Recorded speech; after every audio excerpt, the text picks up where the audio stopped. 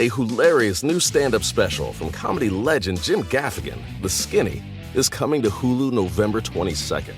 This Thanksgiving, see Jim in a whole new light as he gives you the inside scoop on everything from parenting teenagers to weight loss and gaslighting family members. For everyone in need of a happy hour, the new hilarious stand-up special, Jim Gaffigan, The Skinny, premieres November 22nd, streaming on Hulu.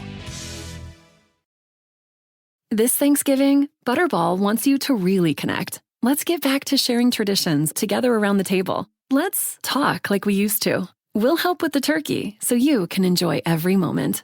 Visit Butterball.com for turkey tips. Ask me, ask Iliza anything. It's time to ask. Ask me all your questions. Leave them in the Instagram comment section. Leave them on your Twitter or leave them on your Facebook. We'll see them, we'll read them, then we'll give you answers. You know it, I've got it. I've got the answer, the answer. You ask me, I'll tell you anything. Ask me. And now you're going to ask us, because with me is a very good friend of mine, probably one of my favorite people, not just on the internet, but in my life and on earth. It's Shallon Lester. Hello. You guys sent in so many questions. It's always good to have a guest who has their own sphere of influence on the internet, because you're bringing your fans to my podcast. I am. And they are gang. They are a rabid little group, and they would love to be part of the Iliza entourage. I appreciate that. And you're here. And you know what the kicker is? You and I did a podcast together. I know. And it was good. It was did. really good. And the picture we took after was a great picture. Oh. And that's what I'm most mad that I can't reuse. It's all. You can reuse it. Well, actually, we're not that different. Maybe it was a really bad picture and I'm just misremembering. It was some could have been extreme that. end of the spectrum. But something happened. I think I'd stopped my podcast. Anyways, that's a forever lost interview. But now you're back. Not with a vengeance, but with a purpose. I mean, always usually with some sort of vengeance. A little bit of vengeance. We're going to kick it off with your own comment. You wrote in, because you're this girl, some helpful suggestions. Why is Shallon so pretty? Why is she so smart? Why does she smell like homemade pie and freshly washed blankets? Yeah. I also thought, as I read that comment, I was like, that sounds like something Shallon would say. And then my sister was like, Shallon wrote that. Okay. I'm so sorry I'm like this. Okay, but first, before we jump right in, what I want to say is part of the reason I'm friends with you, because you and I met through another friend. We met on an email chain. That's right. We were all going to go on a trip together. Yeah, and then my dumbass I booked the return and the departure for the same day, so I didn't get to go. It is hard. It is. Booking travel is difficult, and nobody talks about that. And I've never done that. I travel constantly. You travel constantly. It's like, odds are you're going to have one idiotic mistake like that. And I was furious that it was this trip. There was a snowstorm in New York. We were going to go to Mexico. It was going to be warm. And instead I stayed home and cried. My version of that is I always have to take a second beat and think, is it 12 a.m. or 12 p.m.? Oh my God, of course. We got to come up with better names. I know. Can we 10, all 12. just go with noon and midnight? Ooh. Noon, midnight. Yes. But even programming on my phone. Yes, I have noon, to think midnight. about noon, Yeah. midnight. Yeah, you're right. There is no... Noon 30. Noon 30. Until we get to 1. Noon 30. Shallon is smart. Sometimes she says stuff and I'm like, that is exactly what I think, but you said it out loud. People always think of me as the girl that says what they're thinking, but Shallon has the megaphone to what you're thinking. Yeah, I will probably get punched in the face sometime. I don't know if it would be the worst thing, but I don't think, because everyone, you get a little humble when someone, but I don't think you need humility. I think that you're dead on. I think that you're outspoken and you're smart. You're not just girl that's like, and here's another thought. And that's why I'm friends with you, because you're smart. Thank you. And that's why I'm friends with you. I mean, a lot of reasons. I really like your body and how hard you work out. It's really impressive. Your devotion to no plastic has impacted my life in a huge way. But yeah. Thank you. It's hard to find, you know what? No, it isn't hard to find smart girls if you are already connected into other smart girls. Great It's point. we run in our own tribes. So if you know one smart girl, you have a vein of really great girls at your disposal. Tap into that, It is a thing, this idea that women are competitive, and for sure they are, but I light up when I meet another girl who's smart, especially smart like me in a different way. Oh, yes. Or smart like you are. Like, we're both smart and I'm not. We're both so smart and I'm smart. And it's not a competitive way. Like, we don't do the same thing. No. So I enjoy your insights, and I enjoy, even though sometimes you say stuff and I'm like, that's my same thought, I don't for a second feel like, well, I have a bit about that, so don't fucking say it. Right. It's because we're alpha females, and alphas, whether you're male or female, are pack builders. They're not pack dividers, you know? This is why you love all of these social terms. You love all these biology terms, all these, you have historical references. In the elevator on the way up, I said something to you about lying, and you went, well, war is deception. Like, who has that at 11 a.m. on a Saturday morning, locked and loaded? Me. You do. I'm a little war machine. Let's get it cracking. Why do I keep, this has become my thing now. Let's get it cracking. Alyssa 121. What do you do if you're attracted to his personality but not him physically? I met someone and we have a ton in common. We have similar values, and he's the sweetest, most thoughtful person. He says, oh, shady, he's 5'6", but I'm 5'3", and I feel like we're the same size. I spent the night at his house. We didn't sleep together, and I woke up and just felt creeped out because he was snuggling on me, and I didn't like it. How do I let him down easy, or is this something I should just get over? Okay, so what is going on here is the ick. The ick. I've heard you talk about this. Is the overwhelming feeling of blah, blah. Yeah. And the ick is not an ugly person's disease. I have had the ick for male models. I have had the ick for very, like, on paper, wonderful people, but that's the thing. Your mind is like, I should like him. Why don't I want to have sex with him? And it's like, that's why it's chemistry. You just don't. Like, there's just something you just don't. You just don't. And you don't. You don't want his genetics. You don't want his genetics for whatever reason. And that's fine. Like, we, as girls, like, we're like, I want love. I want a great guy. And then when he comes into our life, when a nice guy, we feel like we owe fate. Ooh. Like, I owe destiny. Who am I to, like, turn down this blessing I've been praying for? And if you try to stick it out, you are going to get the ick so bad, because then what happens is you turn on them and you become really mean. Yes. And they don't know why. And then you feel bad.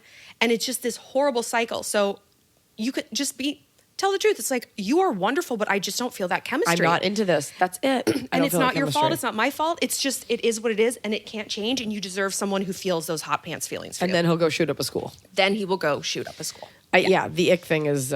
it's huge. It's very real. And it's poisonous. We also wonder why, there's that stereotype of, like, the billionaire with, like, the hot wife who's, like, Xanaxed out and just, like, ugh, or whatever. It's because she doesn't want to be with him. No. You see all these beautiful women who probably have no substance that are with these guys that they should be with, and they're miserable. Mm-hmm. The whole Valley of the Dolls, the housewife thing. You don't want to be there. You don't want to be there, and life is too short. Like, you don't have to be there. You don't have to be there. You're not you're not a concubine. No. You're not a hooker. No. I mean, be a hooker. If there's someone you don't want to be with and you're forcing yourself, get paid. Airific. If you've returned to an ex because they're the best you've ever had and you click on another level but have no sexual attraction, how fix? Didn't even have the courtesy to write a full sentence. So I don't know if we have the courtesy to answer this. That's a don't fix. You can't fix. How fix? You don't fix. How fix? Don't fix. Mm-mm. Crab juice. Fall has fallen, winter is on its way, the days are shorter. But just because, they feel shorter. And just because the days feel shorter doesn't mean your to-do list gets any shorter. You still have to power through your busy days. And a great way to do that is with nutritious food from Factor's no prep, no mess meals. At the end of a short day in the fall or the winter, the last thing you want to do is have to cook. Factor has got you covered from breakfast, snacks, dinner, anything in between. Factor has easy, nutritious options to keep you fueled, like their chicken Florentine with spinach and garlic chili cauliflower. You bet. That's what I want to make myself at the end of a day where I am exhausted and my husband isn't home. Whether you like routine or you enjoy mixing things up, Factor has you covered with 35 different delicious meals every week and over 60 additional convenience options you can add on, like keto cookies, pressed juices, and smoothies. And because Factor meals are chef prepared and dietitian approved, you're going to love not only Factor's meals taste, but also how they support your goals, even if your goal was just making yourself dinner. Head to factormeals.com/Iliza50 and use code Iliza50 to get 50% off your first box and 20% off your next month. That's code Iliza50 at factormeals.com/Iliza50 to get 50% off your first box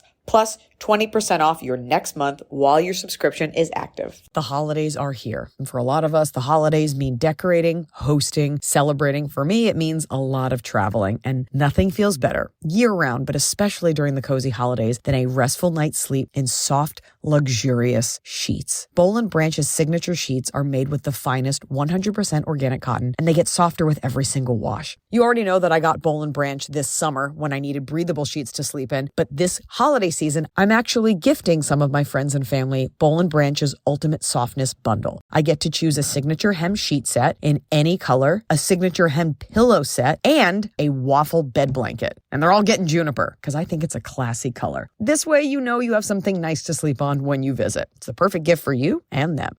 Gift you and your loved ones a better night's sleep with Boll & Branch. And right now is their best offer of the entire year. For 25% off plus free shipping on your first set of sheets, head to bollandbranch.com/Iliza. That's Boll & Branch, BOLLAND branch.com/Iliza for 25% off. Limited time only, exclusions apply. See site for details. So finally, fall is here. I have been looking forward to it. I have had a hard year in a good way. You know, like I had a baby. I have been on a nonstop tour, nonstop traveling, and it's been hot. So I'm looking forward to, of course, pumpkin spice, everything, cooler weather, and slipping into a cozy sweater from Quince. I've talked about Quince before. Quince has beautiful leather jackets, cotton cardigans, soft denim, and so much more. All Quince items are priced 50 to 80% less than similar brands. Dressing expensive doesn't have to be expensive. Their clothing is beautiful, it's durable, it stands the test of time, and it's what I like to call a capsule wardrobe. I got an Italian wool cocoon coat. That's one of those, you know, it's got like a European collar and it covers my butt so I can walk around New York City and not be chilly. And Quince only works with factories that use safe, ethical, and responsible manufacturing practices. Get cozy in Quince's high-quality wardrobe essentials. Go to quince.com/Iliza for free shipping on your order and 365-day returns. That's QUINCE.com/Iliza to get free shipping and 365-day returns. Quince.com/Iliza. Lie sheer. Oh my God. Yes, please. When you're genuinely ready to move on after you split from a 5-year relationship, where do you begin? I've always had difficulty with meeting people out. My relationships have always been guys I met from convenience. I thought you said from the convenience store. School or a job. Pretty please help. So this is a good question. And that's why people stay, I think, in relationships for a really long time is they're overwhelmed by the process of starting over, you know? So you have to hit it on a bunch of different fronts. Like you were looking for a job. You wouldn't just ask your friends. You wouldn't just go on LinkedIn. Like you have to really like mess around and like around. So get on the dating apps, not Bumble. Get out there. Not Bumble. Not a fan? No. Women should not be reaching out to men. This is your position. This is my position. This is like the foundation of my entire like life philosophy. Men chase women. The egg does not swim to the sperm. Even anatomically, women receive. And if we override that, and it's like, it's just a hi, it's no big deal. Okay, then why can't they do it? It's so not a big deal. They can't use their 2 thumbs while they're on the toilet and be like, hi. That's too much. We have lowered the bar to that place because then you set up that construct of a dynamic where you're always doing everything. I'll plan the date. No, he couldn't make reservations. He was busy at work. Like you're dating yourself. Right. Interesting. And then just date yourself. So do everything but Bumble. Join some hobbies, like something intellectual, something creative, something physical. And because worst case, you don't meet anybody, but you're creating a life that's fulfilling and you don't have this need to like, I have to have a man. Like you are already fulfilled.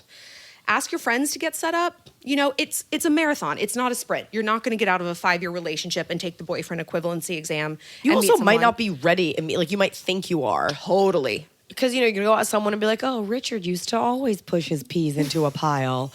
I miss Richard. Take a beat. I always say the same thing about make yourself happy. And I get it. It sucks. Like, I want a boyfriend so bad. It sucks so bad to make yourself happy. Men are attracted to women and people find you when you're preoccupied with making yourself happy. Totally. I can't play hard to get. I have to be hard to get. And so I have to like... Say it again for the people in the front. I can't play hard to get. I gotta be it. Like, I can't fake that. So I have to like run myself like a racehorse. Just keep myself so busy that I'm like, oh, I legitimately forgot to respond to that semi-nude he sent me on Snapchat. Like it's... That I didn't ask for. That I didn't ask for. Real Dr. Grin, yes. Big fan of your podcast and comedy. I always put Ask Iliza. Anything at the top of my podcast queue, in case that metric matters. Of course it does. My ask, I think so. Oh, okay. How can one successfully set up a friend or assistant? Oh. Interesting. Oh. That's a good question. I think some people, me, are terrible matchmakers because it's like, hey, you're both bipedal humans who walk upright. Why wouldn't this be love? You both have brown hair. Don't you want babies with brown hair? Or like someone's like, you're both Jewish. It's like, uh-huh. It's like when straight people set up gay people. Like, you're both gay. Go together. Sure. Yes. Sure. I will tell you this. Women setting up people versus men, it's totally different. When a guy sets me up and it has set me up and it didn't go well, I almost didn't feel the license to be mad at them because men are very laissez-faire. They're like, look, I just tried. Yeah. With women, it's like, you think I go with him? How could you think that about me? By the way, he didn't, Right. It's, I'm going to set you up, but go with God from there. Right. I wash my hands of this. I was just trying to help. Yeah. I think that's the way to do it. I think a good sort of like litmus So you at test the wedding or the funeral? is exactly is to ask how each of them spends an ideal Saturday. Like if you have one person who's like, I lay in bed, I'm a fat shit, I don't care. And the other one's like, I go hiking, I'm up at 6 a.m. Like they're not going to be compatible, So how people recreate, I think is really, really important in terms of compatibility. Yeah, I think that's fair. And also get out of the way. And then get out of the do way. it and be like, look, I tried. I don't Right. want to hear about it. Right. Allison_Eddie, firstly, love you both and have been watching Shallon's videos for years. Oh. My college boyfriend and I have been together for a year and a half and are graduating 3 months apart. We are on the quarter system. Thank you, Allison. Thank you for that nugget. We have both talked as if we're going to be like, now, wait a minute. How is it that you're graduating? This doesn't smell right. We have both talked about the relationship long term and see marriage in the future, but I don't want either of us to make a major sacrifice when starting out our careers because we're so focused on furthering our relationship. How do you keep a healthy balance between prioritizing your relationship while also jumpstarting your career post-grad? This is a good question. And I think I'm proud of you for even asking this because so many people, when they graduate, so many of my sorority sisters, they got married immediately because like they couldn't answer the question, what are you doing with your life? It's like, I'm getting married. I'm having a baby. They thought that would like stop people from asking that. And it did. And now they're in their 30s and hate their job. They work in HR, some fuck shit. So you really do have to sort that question out. I think maybe first of all, don't live together. Don't move in together. You need your own separate lives. And put anything off the table for like a year and a half. Yeah. 2 years. They say it takes 2 years to get over college. That's like what psychologists have advised.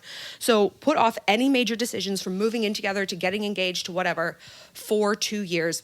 And instead, take the next like 3 months between graduation, when one of you graduates on the quarter system, to like really figure out where you want to be independently, like what you need to be happy. Is it, I need to make a lot of money. I need to be in a big, bustling, big city. Yeah.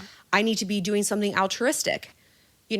Start there and work backwards and then figure out how the relationship can fit into those things. Because if it's the guy, he'll be the guy. He'll be the guy. You could move into an amazing building in another city and there's a guy across the hall and he's perfect for you. And all of a sudden you're like, oh, I've got a boyfriend from University of Wisconsin. Like, yeah. You give yourself a second. I think as women, we're so quick to just grab and just take because we've got this biological clock. You want to make sure you're setting yourself up for success, not just in life, but vaginally. Did you say vaginally? I did say vaginally. I am looking for vaginal success at this point in my success. life. I've got all the other boxes checked. Just the Check main that one box. Yeah. Ariana Danielle.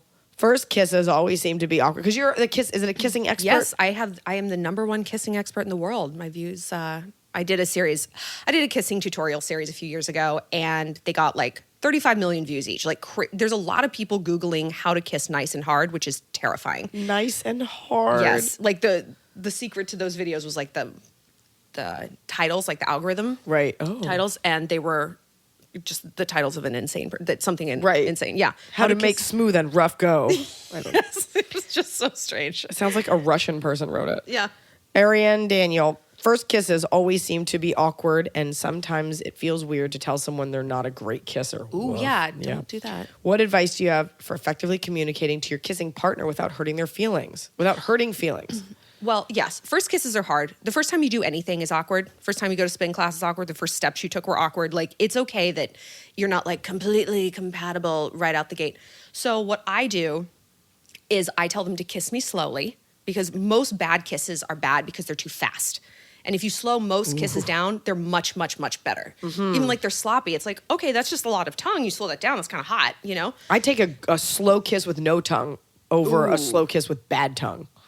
True story. Like no tongue is still pretty hot. No tongue is very hot. Like just lips locked quietly. Yeah. You cupping one breast. I'm cupping your breast. You're a dude. You're a dude. Yeah, so say kiss me slowly, and then when they do it, be like, ooh, I like that. You know, positive reinforcement. Also, if you see a kiss on TV that you like, okay, the best kiss I've ever seen on camera is at the end of the movie The A-Team. Yes, with Liam Neeson and Bradley Cooper. I watch it once a week. Do they kiss? No, unfortunately they don't. Bradley Cooper kisses Jessica Biel at the very, very end, but it is the perfect textbook kiss.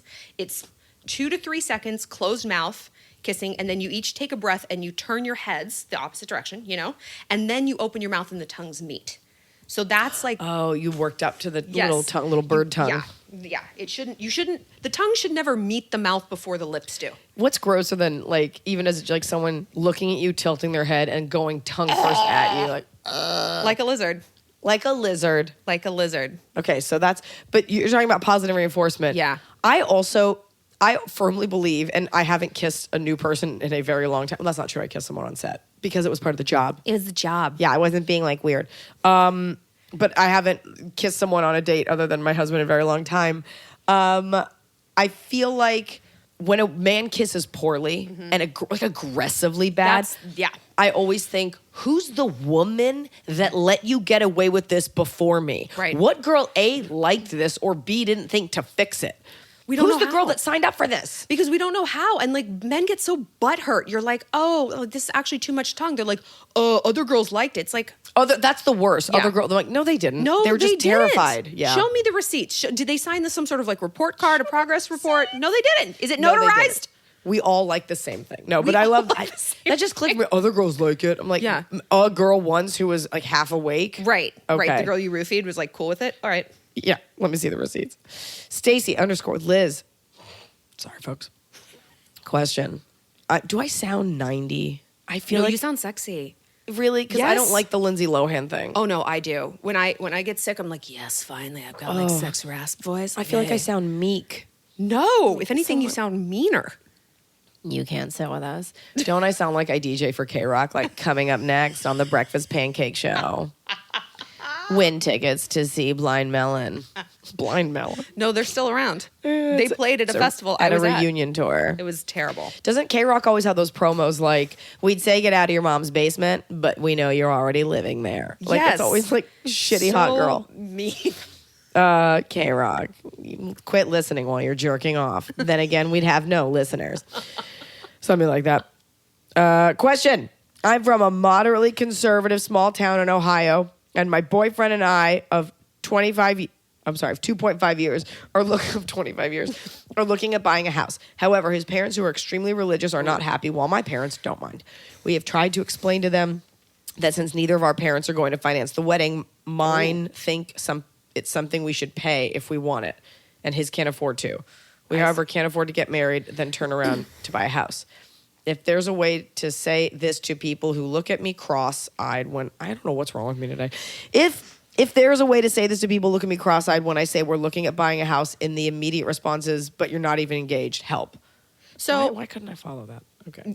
yeah, so basically you've got a town full of judgy Christians who don't want you living together. What if it was just all Orthodox Jews and we read that all wrong? Right. No, it's definitely or like judgy just Christians. totally Hindu, like a really tight-knit community, and we're like, sorry about it. But, we default to Christians because they are the judgiest. I am one myself, and I judge people professionally on the internet. So works pretty well. So first of all, I hate it when people say this. It's like, why are you giving them that power? But literally in this standpoint, like you don't have to answer somebody's question. Like you just don't.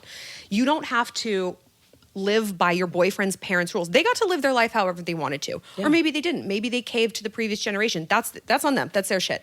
You have the chance and you have to do it where you have to break the cycle of them weighing in on things. Because if you don't do it now, they're going to have opinions about the wedding dress and where are you going here on the honeymoon and are you raising your baby like this and blah, blah, blah. Like it is going to be fucking bottomless. So it's like, this is our life. This is our money. Yeah. And we're going to do it however we want to. This is our money. And this is a reason people leave their small towns. Like this is why. Sometimes you got to move on. Yeah. I also, setting a precedent right off the bat. Right off the bat. I think people do respect the dollar, where you're like, this is my money. And you'll hear, like, people will give their opinion and be like, but whatever you want to do, it's your money. You have to be headstrong. Right. You know what? Sometimes other people's input is great. I paid for my wedding, but I desperately needed my mother's opinion. Totally. I paid know for how my things wedding are. too, yeah. Right. So sometimes you want that, but it should be invited. Right. Here we go. We got a good one here. Now, I'm going to read these two because they are similar. They're from two different people. So I'm going to honor and I'm going to shout out at Maddie's Locum, but we're actually going to answer at Jenna Raffles' question because they're very similar questions. So Jenna's question is, hi, Iliza, Baby Arm, Scott, and Shallon. We're a family. I wanted to ask how to approach telling my brother that we as a family don't like his girlfriend. Now, keep in mind, Maddie's Locum doesn't like his brother who's dating a girl. They think she's spoiled and terrible. I see. But it's going to be the same thing. Back to Jenna. We don't like my brother's girlfriend. Yep. He's almost 21 and has been dating his girlfriend for almost a year. He met her first few weeks of college, fall of 2018, and they apparently made it official January 2019. Okay, too much context. My brother's become a different person, and he and I were very close. He lets his girlfriend win and never tries to be competitive. He gives her everything she wants. My parents also have noticed the change and aren't happy about it. He has no respect for helping out with the family or hanging out with the family when he's home. The first time I met her was at my neighbor's graduation party, and she got trashed, threw up in the bathroom, and lied to my brother saying she didn't. We all heard her puking. She only talks. No one says puke enough. True story. This or person, Ralph. Yeah, or Ralph. This girl didn't say puke. I put it in there. Oh, good. She only talks to my parents when she's drunk. Whoa. And if she spent the night at her place, won't even come down from the guest room to my brother's home. She's very lazy and has wrecked an off-the-road vehicle. She wrecked an ATV. That is not easy to do. And didn't even apologize for my dad for crashing a $16,000 piece of equipment. She also did it with my brother and just giggled. She came home from vacation with my family. My family to drive ORVs and ATVs in Michigan because I wasn't able to come, and she never said thank you for my parents for taking her and never offered to do anything while on vacation and drove the ORV her and my brother were the entire time. All right, this is very specific. This is very ATV specific. She says, I know this is like 5 pages. I just want to give you all the information. I do always ask for info. Well, welcome to my world. When we're getting down to vehicle type. Right. Both of you, model. this is your significant other seems to be dating a girl that no one likes. And even Maddie was like, she's entitled rude. She has no friends because she's rude. Mm-hmm. We don't like her. What do we do?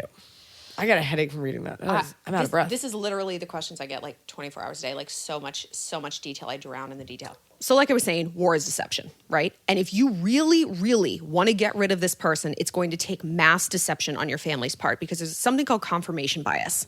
Like they've studied it primarily in politics, but like if you tell someone like Trump grabs women by the pussy, his supporters will be like, they will dig their heels in further and be like, well, I like a man who takes charge. It's the more bad things you hear about someone that you've already decided you like, the more you will defend them. So the way to combat that is to kind of give somebody a big dose of what it is they think they want. Like politics, we still haven't really found a great way to combat this, obviously, but personal life, it's like, oh no, bring her along. Bring her every weekend. Move her into the house. Bring her around constantly.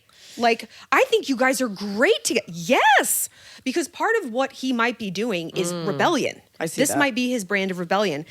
And you also might want to take a good hard look at the dynamics in the family because this is mirroring something that he's seen before. There is some woman in his life who is not high on personal responsibility and is low on apologies and high on entitlement.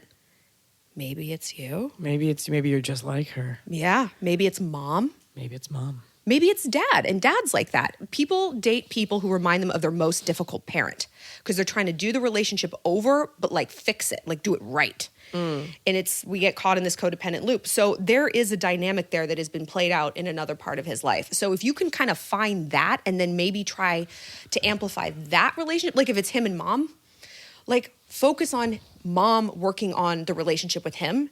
And then maybe he will realize that this girl is like not that enticing because That's he's fixed the interesting. root problem. Yeah. I like how both of our advice, it's very emblematic of our religions. Like your very sorority girl Christian advice is like, yeah, just passive aggressive it all the way until their heads explode. Absolutely. Would love to. My first thought as a Jew, I'm like, you got to sit him down and be like, look, here's what I think. I think here's you why could do I don't that like too. her. Totally. But like, that's my instinct. I would totally like go in with a battering ram. Yeah. But if I'm doing it from a war perspective, It's tough. it's so tough. You know, I do have a very close friend who is dating a girl. They actually live here in New York City. Who's dating a girl, and she's beneath him in every way, you know, and he's not like the greatest guy ever, but the family's got to put up with it. And it's like they're not married and they've been dating, and it's just like, and everyone's just like, all right, this isn't the best. And you're just, I think he knows deep down, like, this isn't right. But it's just, and she gets whatever she wants. And I'm sure they have their own issues. You just hope that one day when they have one of those fights,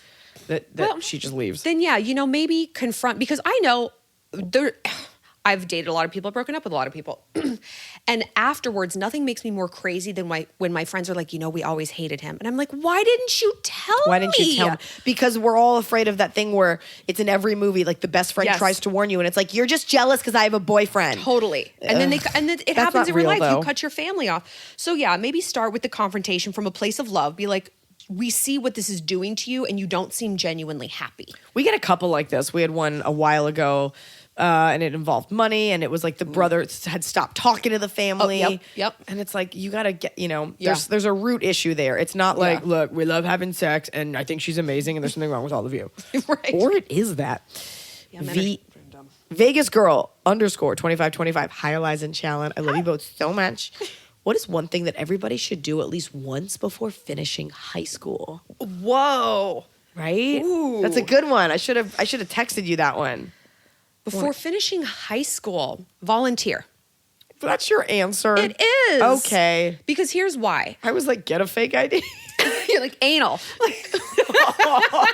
Don't do No! that. Save your precious buttholes. Don't. It's a one-way street. They have so many other holes to use. Okay. No, volunteer. I'll tell you why. Because high school is just this pressure cooker of comparison, you know, and the popular kids are based on like, who's got the biggest tits? It's like based on fucking nothing. All the dudes are like, who's got the biggest tits? Break them out, Caleb. I've got bigger balls. Yeah, but it's like if you can like travel to a third world country, if you can volunteer at a soup kitchen, it takes you out of that like sphere of bullshit. Yeah. And you're like, I actually have skills and value beyond if I have the supreme, you know, fanny pack that I wear sideways across my body like an absolute douche. You know, and that's going to give you the Or just like a regular need. European person. Right. Regular European person. A who finds it regular convenient. UAE resident who has a Louis Vuitton fanny pack and just hangs out with all dudes. Because that's how they all do it. I like the volunteer thing. I say that to girls, to people all the time in the real world. Like volunteer just to get out of your own head. Just to get out of your own head. It's the antidote to anxiety. Interesting. Yeah. Then you see how small your problems are. Yeah. People have no hooves. I've noticed that, at least since I've had my babies, that I smell differently when I sweat. Maybe I'm just like getting older. I don't know, but I smell differently. And I don't love that. If I'm on set or if I'm on stage or if I'm doing anything like functioning in public and I don't want sweat stains or to be aware of my stinky, stinky pits, that's when I turn to Lumi whole body deodorant because it keeps me smelling fresh all day. Lumi is seriously safe to use anywhere on your body. Pits, under boobs, right ladies, thigh folds, belly buttons, butt cracks, your feet. It's clinically proven to block odor all day and control odor for up to 72 hours. How? Well, unlike certain traditional deodorants that may try to mask odor with a fragrance, Lumi is formulated and powered by mandelic acid to stop odor before it starts.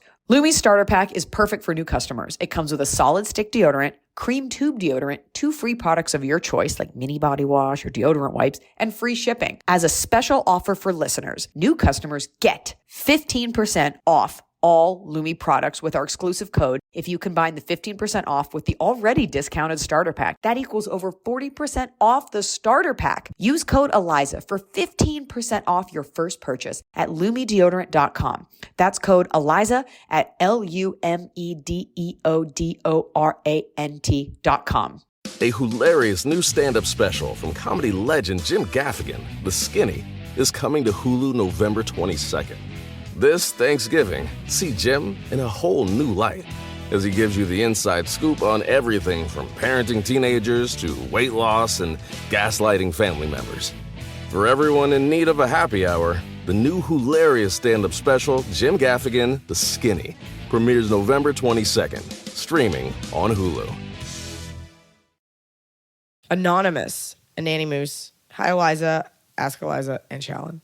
I have a crush. I thought this would be a good one.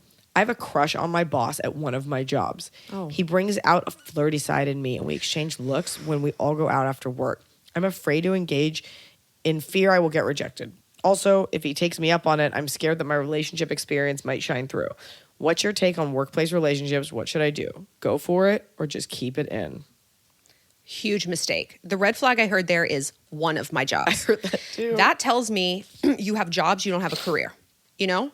And you need to be focused on your bag. You need to be focused on your career. And if you start fucking around with people at work, you are not going to be focused on the things that you need to. You're going to be working jobs and not careers for the rest of your life. And I see this. I hear this from girls. It's like, because look, you date him, this goes poorly, who wins? Not you.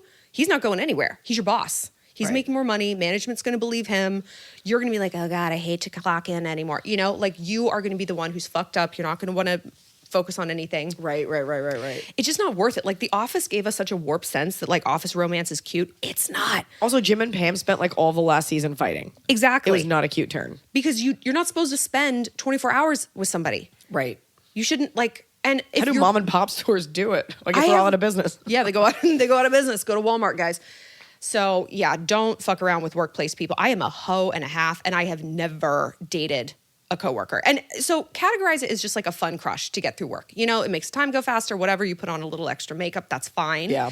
But girls, it's like we have this idea, if we have a spark with someone, we have to follow it all the way to the end. We have to get married. Yeah. But guys are like, yeah, it's like flirt, it's fun. They compartmentalize, and that's why they get to run the world. Because they're not so fucking distracted by every girl who walks by, every crush, every connection. My God, that's a great call. You're right. We do. It's like one spark, gotta follow it. Gotta follow or that it. was like hot, I gotta go. Right. Leave the fun at the bar. Leave the fun at the shift. Whatever. It's fine. Keep I it love moving. that. I love that. Counterpoint, if this is a summer job, I don't know how old you are. Oh, true. Fuck away. Fuck away. Like, have the most fun. Know that you're like, when you have an in and out, like a designated, like a set time where you're out going back to school, I'm leaving, it's whatever. Do whatever. It does not matter. Right. If you're getting paid hourly, who cares? Yes, hourly for a seasonal term. Yes. But then don't try to take it home with you. And Just don't try to reapply to that job next year. Do not do that. Okay, next one. Juicebox 1621. My ex-boyfriend, who said he needed space 3 months ago, is now coming back around, basically saying when his company gets off the ground, we can get back together. He doesn't know when that will be, and hasn't given me any specific date. He found out I was recently talking to a different guy and was upset with me. At the age of 31, I don't feel like I have time to waste Oh my gosh. for someone to decide if they want me or don't, because his company isn't panning out like he wants, but I still do love him. Do I move on or wait for him? So when a guy says, I need space, that means they're fucking other people. You need to walk in the light of the truth of that. Shing! He's not in therapy. He's not at a Buddhist monastery. He's not buckling down at work. He's on fucking Tinder, okay? So he's using this company as an excuse to keep you on the hook while he keeps fucking around to make sure he can't do absolutely any better. Yep. And even if none of that's true, even if he has been celibate and working on the company, you have to evaluate someone as they are today. You don't date potential. You date reality. And if he is basically unemployed trying to get this company off the ground, like that sucks, you know? But like, what an idiot. Like, I'd be like, I want to marry you. I love you. I'd lock this bitch down. Yeah. You know, if everything else in my life was up in the air, I'd be like, well, shit, I want to keep my paws on her. The love story is when I had nothing, she was with me. Right. It's weird that he's like, and when I get something, I'll come back to you. There's something wrong here. Yeah. Run. Do not walk away from this situation. I get that like guys can't date if they feel like their egos aren't in the place that they need to be. And a huge part of that is their career. And that's fine. But then he needs to let you go, work hard as fuck to get where he needs to be to win you back. And he has no right to say that you're like talking to someone else. This is possession. This is not love. It's so fucking weird. Speaking of possession, Sierra Bunny G. Hi, Iliza and Shallon. On my birthday last year, my best friend bought me a dress and it didn't fit. This prompted me to go on a fitness journey. And over the last year, I lost about 60 pounds. Whoa. 180 to now, 120 at 5'8". I'm not positive what that means. Okay, but still 60 pounds. Jesus. My boyfriend of over a year was pretty supportive for the first few months, but now he's accusing me of having an eating disorder. I have expressed to him that I have no intention of losing more weight, but he thinks that my conversion to veganism is still dieting and that I have a problem. He even told me recently he wants me to gain 10 pounds in the next month. I find this pretty controlling, but I wanted your opinion. If the situation were reversed and he thought I was too heavy and asked me to lose 10 pounds, every female on the internet would go crazy and call it body shaming. True. But I truly feel like people are uncomfortable with people being thin as well, and that my boyfriend's remarks should be considered body shaming. What do I do about him? I've told him that I just enjoy living healthy and working out, but he doesn't want to listen, and his family's in agreement with him. His mom sat me down and told me I was too skinny. I just don't want to feel bad for being a size 0 or 2, but most people say, wow, you're just bragging, or being that size isn't actually healthy. In reality, though, I'm proud of what I've accomplished and how I look. Thoughts? Love you, Iliza. By the way, my friend and I were the people dressed as elder millennials at your Rockford show. That show was fucking fire. Met you at a restaurant before the show. Oh my God, I remember that. Oh. You guys were so cute. And then we followed you in the restaurant. We couldn't get a table, but I didn't tell you that. So happy I got to meet you. And Blanche. Oh, rest in treats. I love that. Rest in treats. I thought I made that up, but everyone was saying it. I was like, I wonder if I did. Rest in treats. 180 to now, 120 at 5'8". So she's 120 pounds at 5'8". Oh, got it. You right. met her. Do you think she's too skinny? I don't remember. Because I definitely wasn't focused Like on judging what this. bodies. I was too excited about the fact that you guys were dressed up. 120 at 5'8". That's pretty. That's thin. That's thin. That's thin. That's very thin. That's like model thin. But maybe. But like, if you're happy, my body goal is an intervention. Should we look her up? Oh, should we? Or is that mean to like then judge your body? You were saying your body goal is what? An intervention. And I talk about my stand-up how it's like every girl like wants people to be like, we're worried for you. Absolutely. I'll be honest. We just went and looked at your Instagram. I don't think you're too thin. No, I don't think so either. Now- You're skinny. For Yeah. sure, but not like, whoa. Yeah, Like, I'm not- we as girls are so attuned to seeing that. Your body isn't growing extra fur to compensate for the lack of fat. Totally. That being said, also you live in the Midwest. Yep. So what's considered thin there is very different than what would be considered fighting weight Oh, on a totally. coastal city.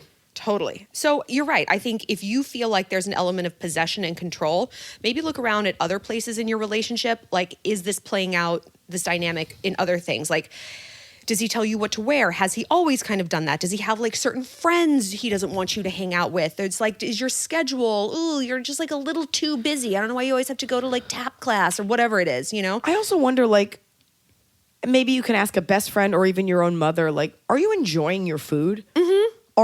Do you have like weird times where you won't eat this and you can't eat it? Or are you just like, I eat vegan, so that limits what I can do, but you're still enjoying it? Right. I don't know. Yeah, because it's like when I know I've been pudgy and I've been thin, and it's like the obsession with food kind of never diminished. Right. It's like when I was fat, I was constantly thinking about how fat I was and when am I going to eat. And when I was thin, I was constantly thinking about what I couldn't eat. It never ends. It never ends. So it's like if you have a healthy relationship with food, that's fine. I'd rather you have a healthy relationship with food and a shitty relationship with him, because you can get rid of him and you got to keep on eating. Yeah. I guess my question is, does he feel that your relationship with food is impeding on your relationship? Versus like, you're like, this is my food and I'm still me and Right. doing all the things. Right. And is it something you talk about all the time? Oh. That's why people hate.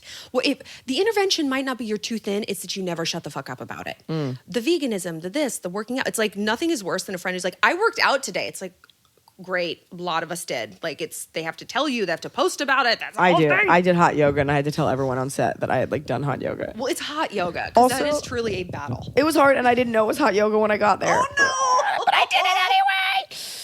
At My Fair Cellist. Hi, Liza and Shallon. I have a question for you about wedding rings. I'm very recently engaged and very recent, hot, fresh, very recent, young, ready. Started to look at wedding planning on a very broad scale. My fiance sent me some pictures of wedding rings that he likes for himself, and he asked me what I thought. They were so ugly. They were black metal with dark wood accent. Not to shade anyone who likes this, I've just always hated black jewelry. Yeah. I tried to respect, you know what those are good for? Like two tough gay dudes. Yes. Like chrome, titanium, right. black, or like onyx. I'm an army ranger and it's got to be dark so it doesn't glint when I'm shooting the enemy. Like, There you okay. go. I tried to be respectful about it, but he could tell that I didn't like them. I've always thought that couples' wedding band should correspond, and I can't imagine myself wearing a black band either. Yeah, you're not at a funeral. He says he's never heard of anyone wearing corresponding bands. He's not wrong. My husband and I don't. I suggested a compromise. I found some white gold bands with the same wooden accent he likes. He wants the compromise to be that we just get what we both want. Do I drop it or try to find something we both will like? It is his ring, but it's our wedding pictures. So literally no one's going to care about the pictures. Not one single human person. Not going to look at your finger. They're not going to look at the finger, especially the dude. If they're going to look at anyone, it's going to be you. They're going to judge if you look good, judge if your bridesmaids are hot, blah, blah, blah.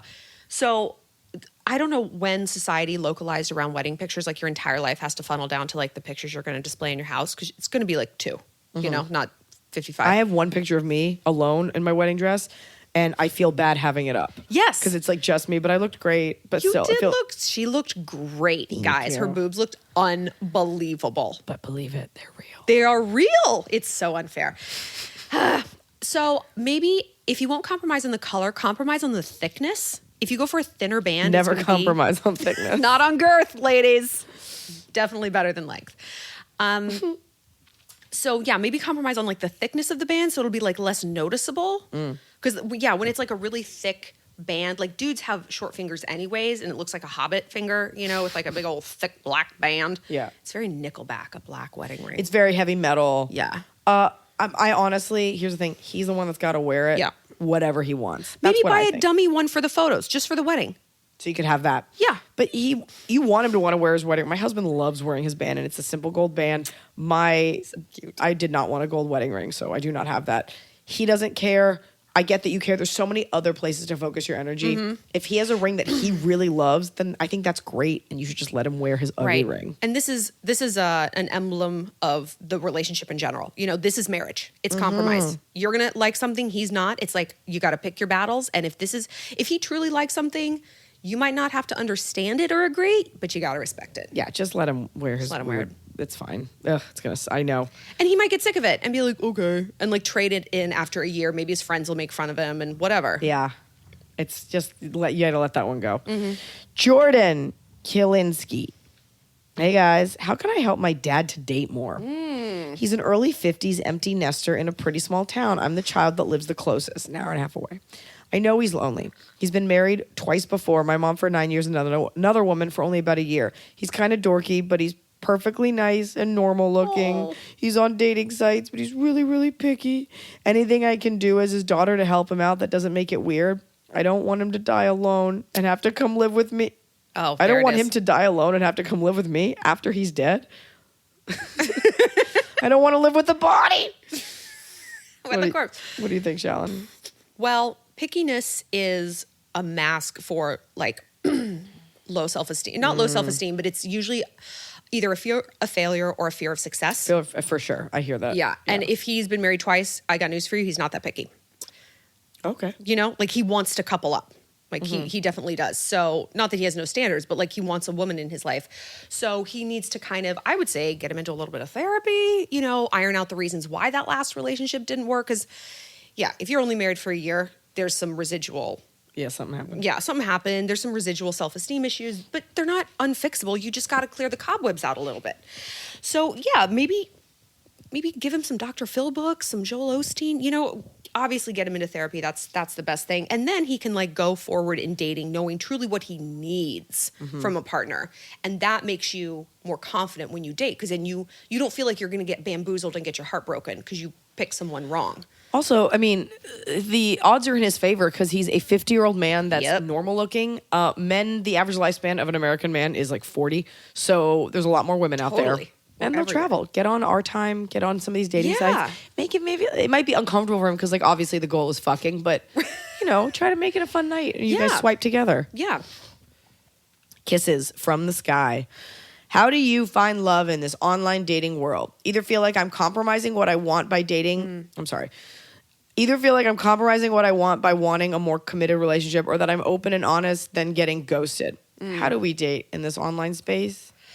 Well, open and honest, you know what I say? War is deception. Like, open and honest rarely works in your favor, because then you've showed your hand and the enemy knows everything about you and you don't know anything about their position, you know? Okay. So, and usually when it's like, I'm being open and honest, it's like, that probably means like, I want a relationship. If you have to say that, if you're being emotionally risky, that means you don't actually know the other person. because they Explain that better. So like if you're on like a third date and it's like, you know what, I'm looking for a relationship. Don't say that to someone you don't know, because the implication is I'm looking for a relationship with you. You don't know them. Third date, Right. 3 months, you're still getting to know someone. I tell my husband all the time, I don't know you. No, and I don't fully want to know someone. I don't fully want to be known. Like there has to be some sort of mystery. So dating is peeks under the hood. You know, people are still very much curating what they want you to see and what they want you to know, and you should be doing the same thing. Like I used to lead with like my whole resume, my whole history, here's my whole personality, blah. And then it's like my whole emotional underbelly was exposed all the time. They judged everything, you know nothing, and they walk away. Exactly. And you feel like I've emptied my vessel, and so I'm so exhausted I can't keep dating. So like take a step back. Like I was saying in the previous question, like you have to understand not what you want, but what you need from a partner. And then it's going to be like, you can see those red flags so much easier. And like, no, he can't plan a date. This isn't a viable boyfriend or husband. Right. Like he's not going to contribute 50% of anything. I also think, you know, being open and honest, you can interpret it different ways. You don't have to blurt out everything because we all want someone. Yeah. You're like, I want to be single, I want to be alone. There are some people who really, truly want that forever. Typically, I want to be single because I don't like you. Yeah. That's what it is. And when I think of open and honest, you're on a date, especially if you're in your 30s, and some guy says to you, I talk about this in my stand-up because it drives me crazy. Some guys, do you want kids? Yeah. Men, what you have to hear is, if I say yes, it doesn't necessarily mean with you. Right. But as a woman, you should feel comfortable enough to say yes, perhaps someday, and say that if you do want kids, you should say that. If that scares him off, this isn't the guy for you. Absolutely. If he's too dumb to intuit that it doesn't necessarily mean right now. Yeah. Like later tonight. So don't lie, but you don't have to lie, but you don't have to offer everything about yourself. Totally. Every trauma, every dislike. Totally. Just drip it out like hamster dripping. Yeah. And overall, dating is like fishing. You got to cast a lot of lines in the water at once. Like, you know, no fisherman goes out, puts one line, oh, I didn't catch the big one. Because guys date like this. Like we said, they compartmentalize. So they have a bunch of different girls going at once, and then one pulls ahead of the pack, and then they ditch the rest. So you got to do the same thing. Yeah. Date. That's what happened with me and Smokey. Yeah. Third date, he had a date lined up, and he was like, I just called her and said I couldn't make it. I also had a date lined up, and I was like, can't make it. But then I went on the date anyway. JK, I didn't do that. Narcolas. Hi, Liza and Shallon. Nick from Boston here. I'm 32 and gay and single for three effing years. And sick of the shallow dating scene. The last date I was on, the guy was on his phone the entire time. Oh my God. Checking his, Snapchat. Ew. Oh, cool. He's an 18-year-old rapper.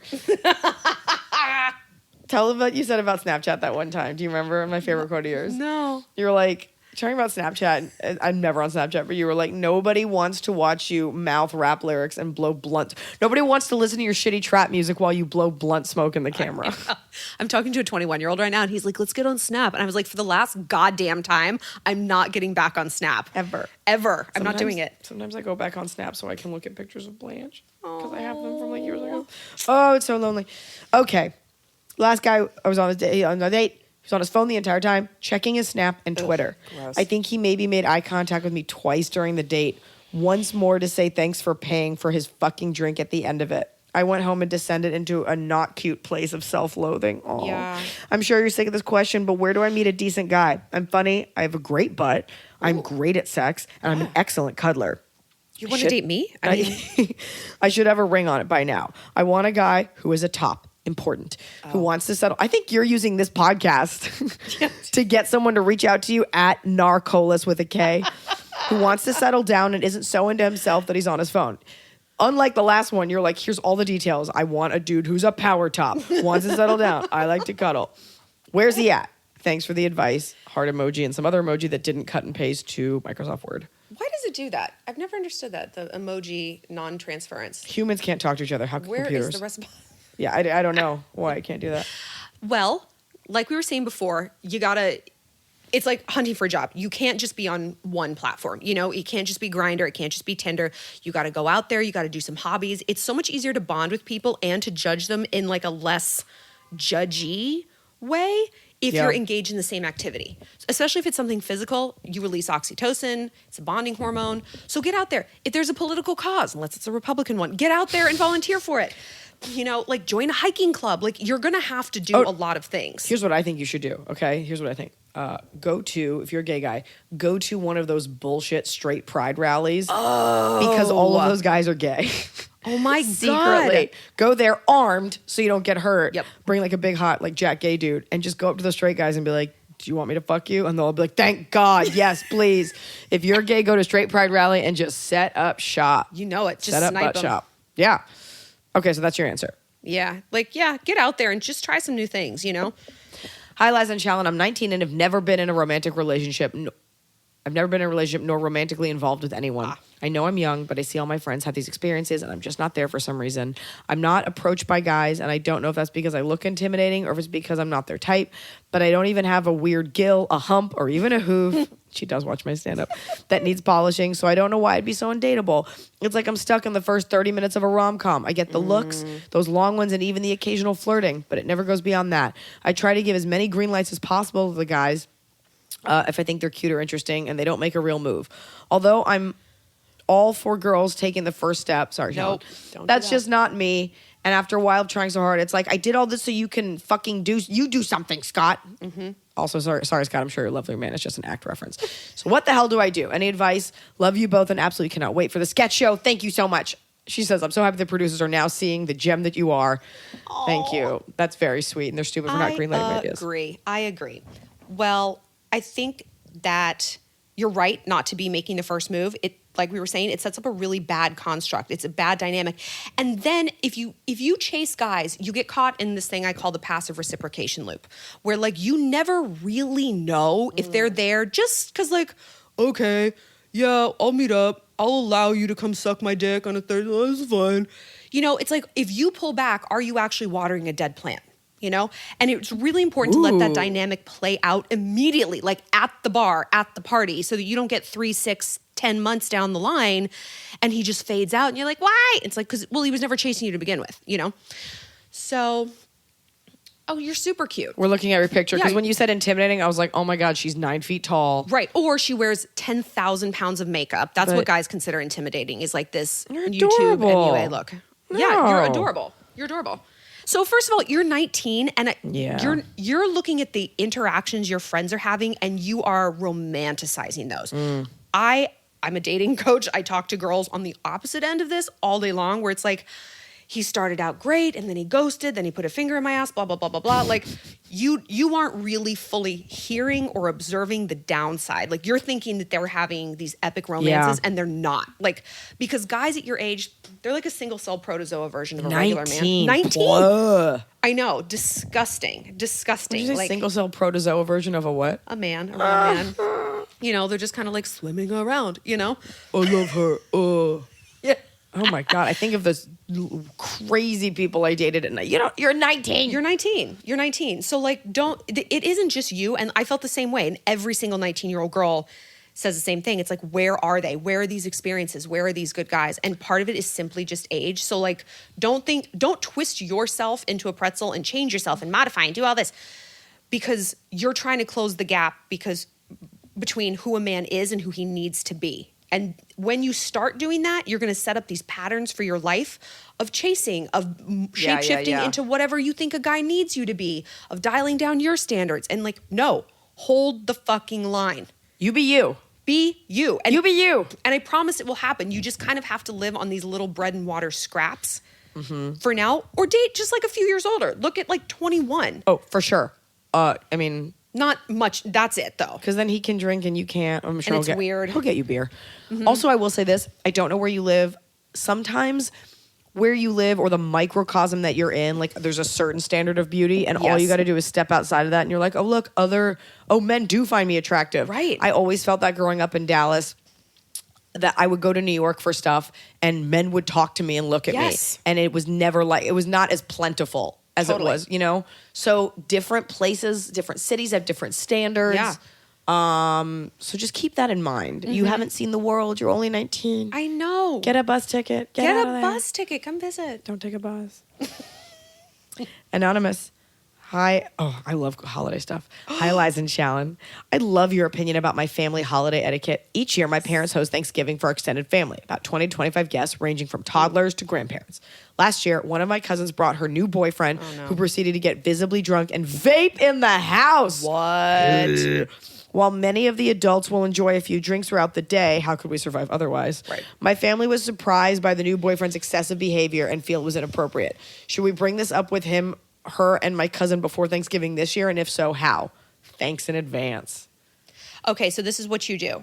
Security through obscurity. So you send a mass email to everyone, right? And you're like, hey guys, we've decided, because the party's so big, every big party needs to have some ground rules. So if someone is getting really visibly drunk, we're going to have to ask them to leave just for the safety of the toddlers. We can't have someone crashing around, bumping into the kids. Also, obviously no cigarettes in the house, no animals, no vaping, no beef grape jerky. Flavored vape juice. Right. Tool. Grandma's emphysema is acting up. We really just need to keep things a little more polite. Please be on time. So you want to sandwich it. You want to put innocuous things up front, the real shit in the middle, and then close with something else innocuous. Is your cousin a girl? Your cousin's a girl? I think it's a girl with a boyfriend that's shitty. So women tend to remember the last thing that someone says. Men tend to remember the first. So then put it towards the end, and she'll remember it more likely. And she'll remember it more likely. Put it top and bottom. I was and just then doing what you said. Yeah. Okay. So put it top and bottom, and put the innocuous shit in the middle. Interesting. Mm-hmm. I want to know why. Might just say to the girl, be like, here's what. It's tough because you don't want him to feel like the whole family hates him. But Right. I'm always shocked how the lack of self-awareness. It's crazy. It's crazy. He what also- is your house like? Yeah, he also may not be bred well. He honestly may not know. Hopefully he's the kind of guy we could pull him aside and be like, don't do that. Or put it on her to be like, you need to temper this. Cowboy the fuck up. Because if this is now their second Thanksgiving, this is a real relationship. Yeah. So it's okay, no more benefits of the doubt. Also, just because it's a large party, it doesn't mean it's this bullshit free-for-all. Someone is curating this, someone is paying for it. Yeah. Yeah, you're not at a crawfish boil. Okay.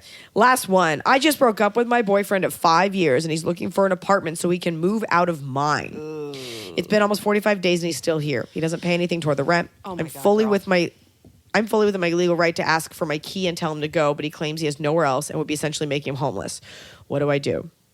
I want to process the feelings of the breakup, and it's impossible when he's still here.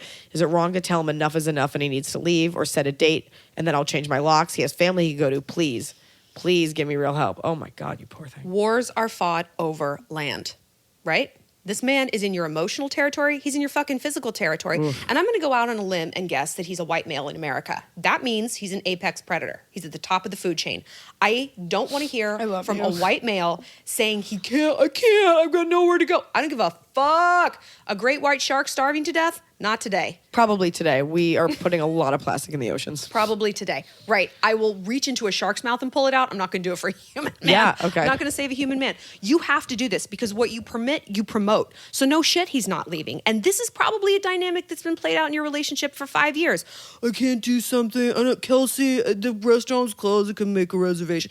It's time to expel this person from your life. Because you're right. You're not going to move on. And he's going to keep this up for as long as it takes. It's time to cowboy the fuck up. Concise. I'm mean. I'm like, I read this book called Convenience Store Woman, which is weird. Oh, yeah. Is it good? I don't know. I read it, and the girl at the bookstore was like, people love it. And I'm like, okay, I read it. Oh, yeah. It's weird.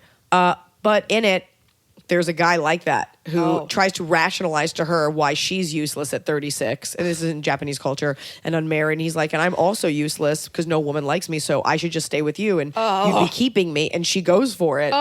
She's also a super weirdo. No, it's less like that. And then in the end, it's like she has her moment. But, spoiler alert. Yeah, he's fine. Yeah. He's not disabled. He is fully capable, ready, willing, and able, blaming Mexicans for taking his jobs. Oh, so my God. That's what you got there. No. And now it's time for everyone's tastiest part of the show. Hit it, Scott. It's the top of the cob. We're doing it right every day. You just take a bite, top of the cob. Top of the cob, bottom of the cob. I explained to Shallon. She didn't know where top of the cob came from. And I explained to her that it's very literal. It is the top of a cobbler. So, Shallon, today, on this beautiful day in mid-fall, what is your top of the cob? My top of the cob is early Christmas. Ooh. You know, that's mine too. Really? No, but I'll take it.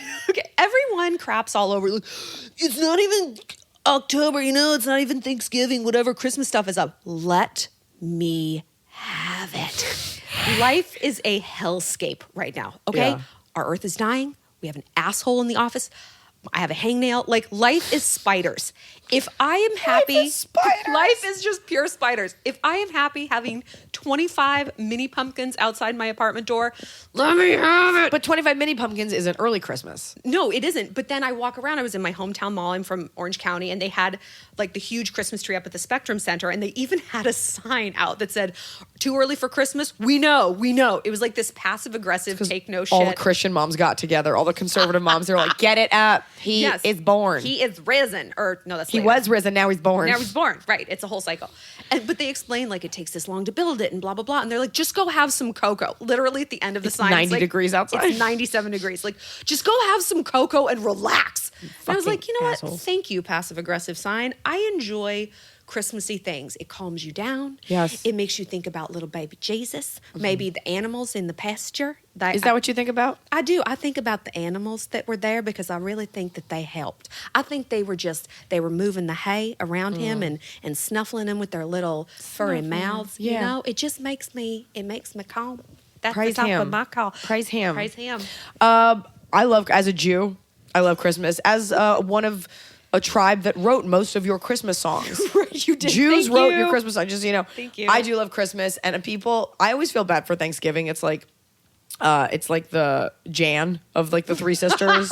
Christmas is the Marsha. Because it goes Halloween and is then fun. it's like when Cyber Monday.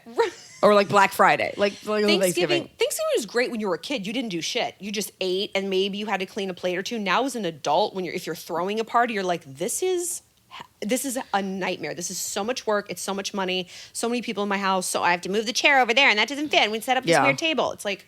And I have a bit about this. I'm not going to do the whole bit. Thanksgiving dinner, Christmas dinner, the same dinner. They're the same dinner. A month apart.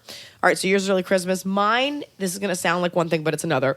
Mushrooms. Oh. I mean, magic mushrooms, super fun. Actual mushrooms, because as I strive to eat more and more vegetarian and vegan and things like that, yes, I will have meat on occasion, but I really strive to do days and days of plant-based. Mm-hmm. Mushrooms can be made into mushroom bacon. There's all different kinds of yeah. mushrooms.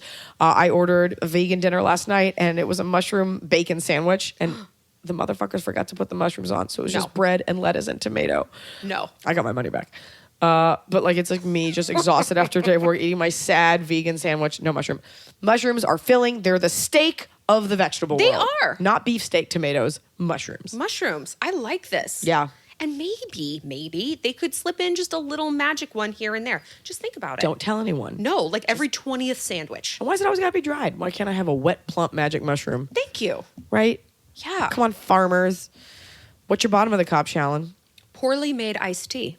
I'm an iced tea connoisseur. I gotta get you on the phone with Fred Schlesinger. Really? My dad, you guys can go to town on this one. Oh, is he a sweet tea man? No, Jews don't drink sweet tea. Excellent. Neither do I. Okay. I am sweet enough. No, I don't drink sweet iced tea, and people cannot make it's a bag in water. It's a goddamn bag in water. You can get a jug, you put the bag in, you forget about it. And even if you go to a nice place, they've got shitty iced tea. They've made it too fast and it's bitter. Yeah. Or it's too strong. Or it's out here in New York City and it's from, the gun, like behind the, like they have tea and a gun? like the soda machines. It's like Lipton tea and it's semi-weird It's carbonated. so gross. It's so gross. Who is drinking this? You're always like, is it fresh brewed? They're like, oh, it comes from, it's always bad. It's always bad. All of those pre-made teas are bad. They're so bad and they don't have to be. It's leaves, water. And the best teas, like if I find a good iced tea, I got one at like Maison Kayser the other day and it was $6.50. Oh my God. For just tea and water. But I'll tell you a hack, tea fans, slice of orange, not a slice of lemon. That's what my dad does. Really? Oh my God. And he gets granular. Waitress comes over after he touches her arm, asks her name, makes her FaceTime me to say she's a fan. Then he'll say, I want, I think he used to do sweet and low, but I don't think he does it anymore. Half And then he like gets it down, half this, slice of lemon, slice of orange. And then if they refill it too soon, he gets upset. Like it's course. a whole thing. The ratios are important with the ice. If there's too much ice, if there's too little ice, iced coffee fans, I feel like you understand this struggle. But yeah. It's tough. It's rough out there for a tea drinker. Dark times. Dark times for tea drinkers. My bottom of the cob is I'm sure there's a term out there. I'm gonna coin it. Micro acknowledgements. Oh. The endless, if you're in a work type environment, the endless acknowledgements, signs, and sounds that you have to make every time you see another human. Every little comment, walking by like, huh? Oh, got your coffee. Yep. Oh, Monday. Oh, hey, dinner. Oh, salmon. Whoa, hey. It takes my breath away. And I've been on set with a couple actors now that are silent, and you could take that as rude, but really it's like, no, I'm focused on me, and I don't want to do that. On a set, I can only draw this from that. You're seeing people over and over several times. I don't need you to comment on the food I'm carrying. Nope. I don't need you to say anything. And I get that people want to reach out or they feel intimidated. It is okay to walk by silently. I don't think you're rude. And sometimes I just pretend I don't see people. Oh, totally. I think that's why people carry their phone. It's like, I'm just going to look at this blank screen. Oh, I'm doing the thing. Sharon Stone told me, she was like, get a book, put your nose in it, don't look up. Yep. So. This is true because when I think of the things and the interactions that exhaust me the most, it's not like, oh, I met with my friend and we talked about something heavy. It's small talk. And you know what? I don't even mind real small talk because, you say one thing. To me, it is the micro talk of almost grunt. Yeah. Oh, cute. Yeah. Hey. Whoa. Hey. Like you're even out of breath doing it. Tiny sips. No micro acknowledgement. You say something or you say nothing. That's so true. And if we as a society can agree to this, we can all get on the same page.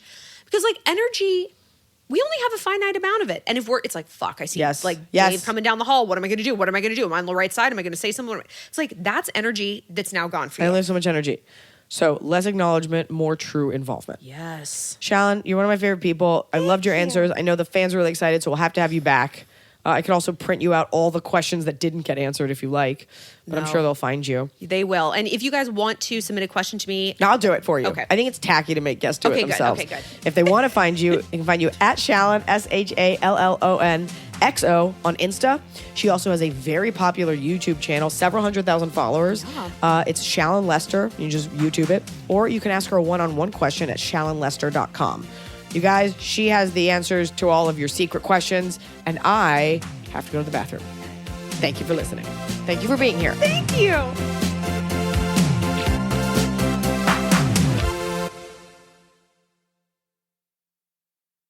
Need turkey tips? Our Butterball Turkey Talk line is open. We'll help with what's on the table so you can focus on those around it. Call 1-800-BUTTERBALL or text 844-877-3456. Butterball. Today, we turkey.